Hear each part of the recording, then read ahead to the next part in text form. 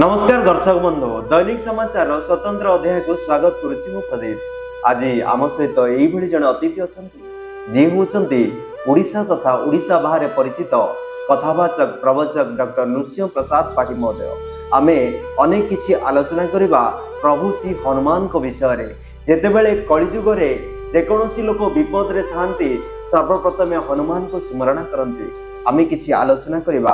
आज्ञा प्रभु नमस्कार। नमस्कार। प्रभु हनुमान को कहीं कलिजुग लोक पूजा कर। ओम नमो भगवते मंगलमृते कृपानिधये गुरवे मर्कटाय श्रीरामदूताय सर्वविघ्न विनाशकाय क्षमा मंदिराय शरणागत वत्सलाय सीताराम पद प्रेम पराभक्ति प्रदाय सर्व संकट निवारणाय श्री हनुमते पद पंकज शरणं मम श्री सीताराम जुगल चरणे शरणं मम।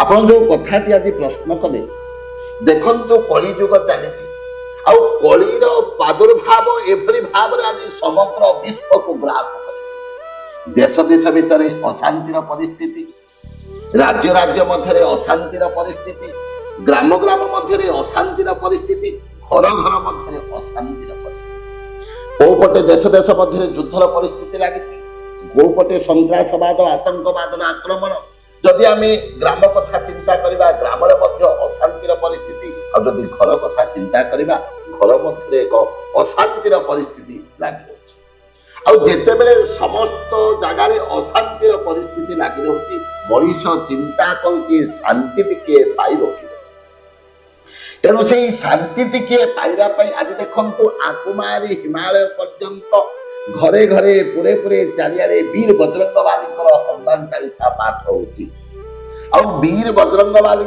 सुंदर कांड को पाठ कर जाउची कहीं हनुमंत लाल जी महाराज ने एकदश रुद्र पटुक भैरव आउ कलिजुग जदि किए अमर बल प्राप्ति करचंती सी हेले वीर बजरंगबाली। आपण माने चालीसा को पाठ करूचंती चालीसार गोटे कथा मु आपण मानक कहूची कहले ना सही रोग रहे सब पीरा जपत निरंतर हनुमंत वीरा ना सही रोग हरे सब पीरा। जदि किए बारंबार रोग रे पीड़ित होची जदि सब बेले देह खराब रहुची सब बेले कोनोसी ना कोनोसी अशांतिर परिस्थिति लागि रहउची ताहले कोन करबो जदि से प्रत्येक दिन सकाळ मध्याह्न आउ संध्या समय चालीसा पाठ करिबो जेते बड़ जटिल रोग रे से पीड़ित होइताओ सेथिरो वीर बजरंगबाली निश्चित भाव रे मुक्ति देबे। जपत निरंतर हनुमंत वीरा वीर बजरंगबाली रातुल निजको समर्पण करदेव हे प्रभु तू किभली भाव रे रोगरु मते मुक्ति दे चिंता करी चालीसा को पाठ करिबो निश्चित भाव रे जेते बड़ जटिल रोग रे पड़िथाउ सेथिरु जे मुक्ति पाइ। श्रीजुक्त पाड़े आमे तो अनेक किछि आलोचना करिबा किंतु अनेक जगह रे देखा जाए हनुमानकर फेस लाल रंग हिताए आ ऊपर आमे अनेक किछि आलोचना करिबा। ठीक अछि आपण जो कथा पचारिले कहले लाल देह लाली रसे और धरि लाल लंगो वज्र देह दान बदलन जय जय जय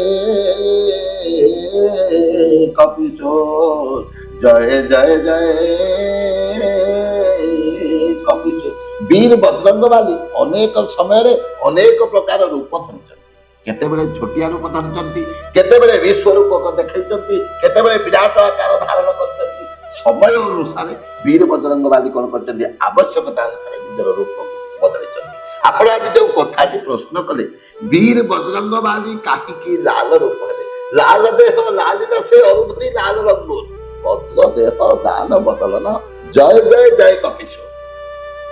दिने माता सीता जेतेबेले अयोध्या रे अछंती अयोध्या रे थिबा समय रे स्नान सरिबा परे हिंदू नारी माने कोन करंती जेतेबेले स्नान सरांती भल वस्त्र टे परिधान करंती सिंथिरे सिंदूर लगांती काचरे सिंदूर लगांती ठीक से बड़ी भाव में माता सीता जेहेतु मानव चित्त लीला करते जेहेतु मानव चित्त लीला करते माता आसी दर्पण सम्मुख में ठिया होती कौन कर सिंथिरे सिंदूर टीके लगाउछन्ति। वीर बजरंगबाली तो बालक रूप ना सी तो माँ तो पिला रहिब ना ବୀର ବଜରଙ୍ଗବାଲି ଦେଖୁଛନ୍ତି ମା କଣ କରୁଛନ୍ତି, ଦର୍ପଣ ସମ୍ମୁଖରେ ଠିଆ ହୋଇଛନ୍ତି। ଆଜି ସିନ୍ଥିରେ ସିନ୍ଦୁର ଲଗାଉଛନ୍ତି, କଣ ପାଇଁ ଏଇ ସିନ୍ଦୁର ଲଗାଉଛନ୍ତି ତାକୁ ପଚାରିଲେ ମା କହିଲେ, ମା ତୁ କାହିଁକି ସିନ୍ଥିରେ ସିନ୍ଦୁର ଲଗାଉଛୁ ମତେ ଟିକେ କହିବୁ କି?